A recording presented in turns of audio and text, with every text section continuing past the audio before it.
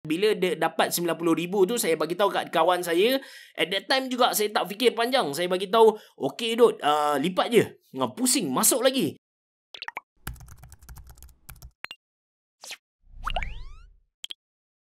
Assalamualaikum warahmatullahi wabarakatuh. Bertemu kembali kita dalam channel Ashraf Jeffrey, yang mana dalam channel ni saya just nak kongsikan pengalaman dan juga pendapat peribadi saya. Dalam episod kali ni saya tak nak cerita tentang pengalaman di Jepun. Sebaliknya saya nak cerita pengalaman saya kena scam sebanyak RM80,000 Malaysia dengan skim cepat kaya Tok Berlagak. Saya pasti bukan saya seorang sahaja yang kena dengan scam ni, ramai lagi yang kena. Cerita dia bermula pada 2013 lah, kalau tak silap saya balik ke Malaysia, saya ada simpanan dalam 10,000. Kiranya 10,000 ni duit yang saya main-main, duit yang saya ada untuk main-main, bukan duit untuk kahwin, bukan duit untuk beli kereta dan sebagainya. And saya masuk skim cepat kaya Tok Berlagak ni. Dia punya skim macam mana? Simple je. Dia kononnya dia akan cari buyer untuk emas dia. So dia akan cari buyer untuk emas dia, dan dia akan cari orang yang nak jual emas tu. And orang nak jual emas tu kena lock harga pada harga tertentu, dan dia kumpul ramai-ramai. Bila sampai satu masa, satu bulan macam tu, dan dia akan jual kepada orang yang nak beli emas tadilah. So saya akan duduk di posisi orang yang lock emas tu pada peringkat awal. So kononnya macam saya kumpul beberapa orang, okey, kita akan beli emas pada harga yang murah dan kita akan jual pada harga yang mahal lepas satu bulan.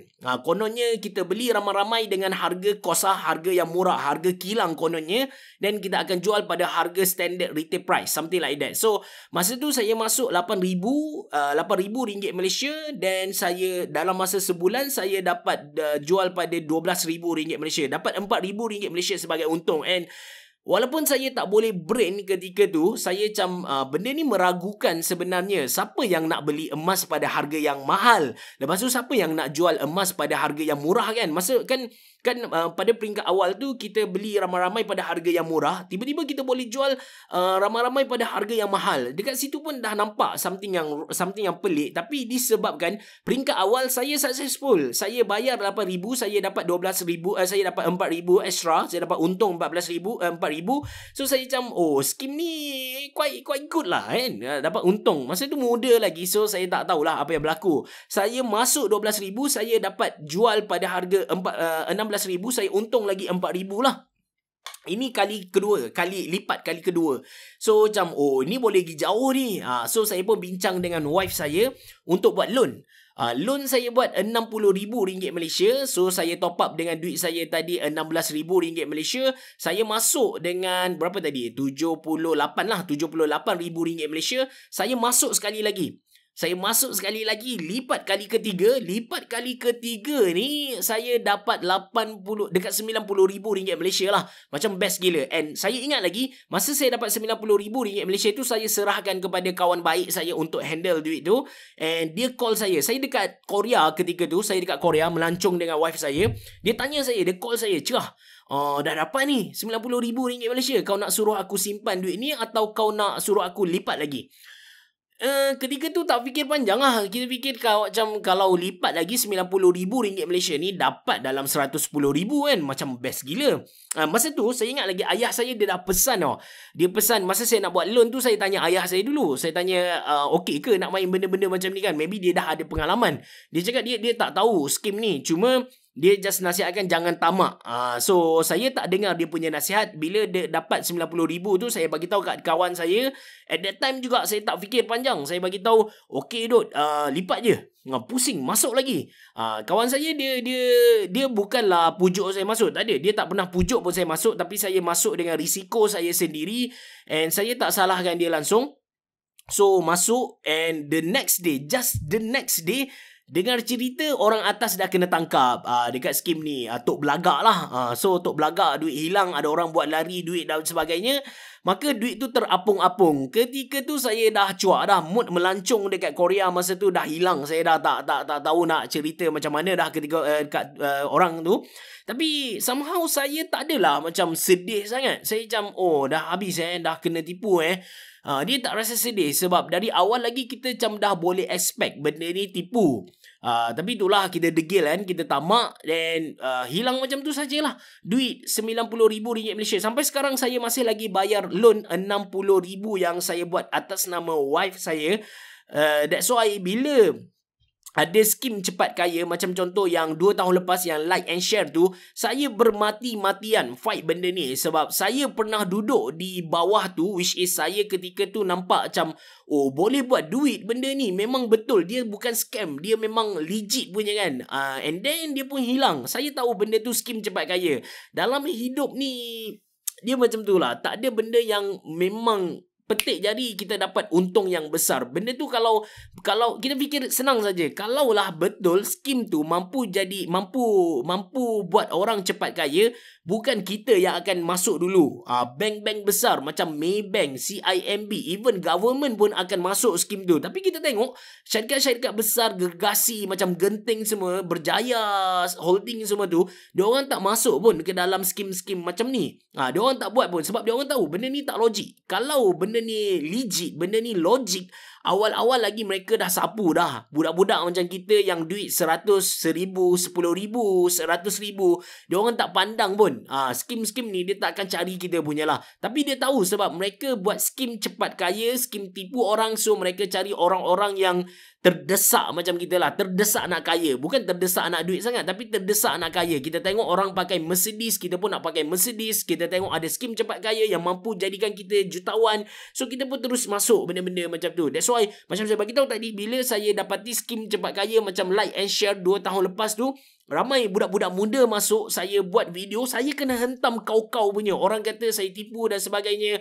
Even ada kawan-kawan saya yang kononnya orang agama sendiri, dia pun share dekat dia punya Facebook, ajak orang masuk, dan hakikatnya tengok dia memang hilang. Dia punya orang atasan hilang sebab memang pattern skim cepat kaya macam tu. Dia akan bagi kali pertama dia akan bagi, kali kedua dia akan bagi, kali ketiga pun mungkin dia akan bagi kepada kita, tapi kali keempat, kelima, keenam mungkin mereka dah lesap dah. Mereka dah ambil duit kita. Bila mana mereka dah balik modal tu, mereka dah rasa ancaman macam orang dah report polis dan sebagainya, mereka run sajalah. So itu skim cepat kaya. And orang kata juga skim cepat kaya ni terhad kepada Melayu saja. Orang Melayu saja yang kena tipu dengan skim cepat kaya ni. Pak Man Telo lah, lepas tu apa lagi skim cepat kaya yang ada. Ada banyak sebenarnya skim cepat kaya ni. Tapi hakikatnya sebenarnya dia tidak kira bangsa. Dia bukanlah Melayu saja, Cina saja. Saya ada ramai kawan Cina, supplier barang-barang komputer yang dari Penang. Dekat Penang sana banyak gila skim cepat kaya. Ada skim yang tipu orang pergi kutip buah dekat Australia pun ada. Ada banyak gila skim yang kita sendiri pun tak tahu. Melayu dengan perangai Melayu dia, Cina dengan perangai Cina dia. That's why bila orang kata saya Cina jahat ke, Cina tipu Melayu ke, Melayu tipu Cina ke, saya rasa itu bukan isu. Dia bukan isu kaum, tapi bila mana orang tu jahat, maka dia jahat. Tak kisahlah kaum dia apa, agama dia apa. Kalau dia jahat, maka dia jahat. That's why kita, orang biasa, kita tak boleh judge. Bila kita nampak ada Cina tipu Melayu ataupun Melayu tipu Cina, kita tak boleh generalizekan benda tu. Kita tak boleh kata, oh, ni Melayu lah tipu Cina, ni Melayu lah pemalas, ni lah Cina lah tipu Melayu dan sebagainya. Dia bukan isu tu. Dia isu memang personal tu. Personal dia jahat, maka dia jahat lah. Nampak tak isu dia dekat sini? So sekali lagi, atas muka bumi ni tak ada jalan pintas untuk kita kaya. Memang kita kena berusaha, sama ada kita kena kerja keras dan sebagainya. Mungkin kita nampak Khairul Amin kan, KA kan, apa istilah dia, KA Khairul Amin lah, Khairul Amin, ataupun mungkin kita nampak Solus, senang-senang je dia buat duit. Dia buat streaming pun dapat 30,000 sebulan. Dia buat YouTube, terus orang follow dia, satu video 1 juta views sebagainya kan. Anda jangan tengok sekarang, anda tengok masa dia mula-mula buat dulu. Dia bina nama dia slowly, dia buat. Benda tu takes time kot. Ambil masa dia, ambil dia punya tenaga. Yang tu kita kena tengok. Kita jangan tengok dia berjaya saja. Dia the last thing sebelum saya tutup video ni, saya just nak bagi tahu realiti hidup ni adalah tak adil. Apa yang berlaku atas muka bumi ni tak adil. Tuhan Allah dia maha adil loh. Allah dia dah bagi masa kepada setiap manusia 24 jam. Semua manusia mempunyai masa yang sama. Tak ada orang yang dia 24 jam, dia 25 jam, dia 22 jam. Tak ada. Allah dia maha adil, dia dah bagi 24 jam sama rata dekat semua manusia. Tapi hakikatnya dunia ni tak adil. Anda bayangkan, anda buat bisnes kedai makan, anda panggil YouTuber yang famous, anda kena bayar mereka pada harga yang mahal untuk buat satu video review produk anda, tarik orang datang ke restoran anda. Maybe dia charge anda RM4,000, RM10,000, even ada YouTuber yang charge sampai RM20,000 Malaysia kan. Tapi kalau anda tengok balik dekat YouTube dia buat video McD, video makan burger McD secara percuma. Tak perlu nak McD, tak perlu bayar mereka pun. Mereka willingly beli barang McD and makan promote McD kepada orang ramai. Nampak tak? Betapa dunia ni tak adil. Kita tak boleh kata mereka salah. No, that is how dunia ni bergerak. Kita kena suka ataupun tak, kita kena accept. That's why orang kata kita jangan expect dunia ni berubah ikut kehendak kita, tapi jadilah perubahan kepada dunia tu. Kita yang cuba ubah diri kita and ubah di sekeliling kita lah. Kalau kita rasa dunia ni tak adil.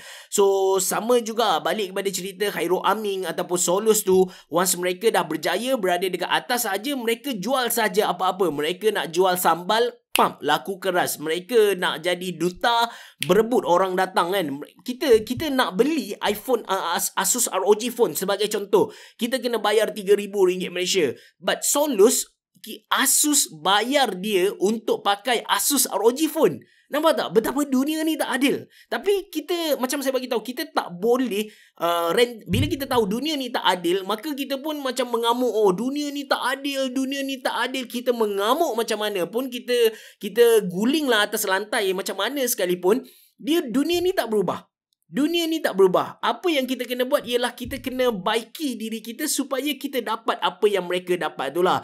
Paling senang kita nak faham benda ni ialah kalau di hadapan kita ada harimau disebabkan pembalakan yang berlaku dekat hutan Kelantan tu. Di hadapan kita ada harimau datang. Kalau kita ni jenis bodoh sangat, kita akan pergi jalan straight jumpa harimau tu. Tapi kalau kita jenis cerdik sikit, kita akan cari jalan lain supaya kita dapat elak harimau tu dah sampai dekat destinasi yang kita nak tadilah.